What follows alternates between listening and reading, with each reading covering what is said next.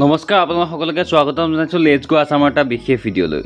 ভাৰত আৰু ইংলেণ্ডৰ মাজত অনুষ্ঠিত হোৱা প্ৰথম টি20 আন্তঃৰাষ্ট্ৰীয় খেলত ভাৰতে 20 অভাৰত 8টা উইকেটৰ বিনিময়ত 189 ৰান সংগ্ৰহ কৰে আৰু ইংলেণ্ডৰ সন্মুখত 190 ৰানৰ বিশেষ লক্ষ্য বান্ধি দিয়ে যদিও সেই লক্ষ্যৰ কোনো কামত নাহে, কিয়নো বৰষুণৰ বাবে ইংলেণ্ডে তেওঁলোকৰ বেটিং আৰম্ভ কৰিব নোৱাৰিলে।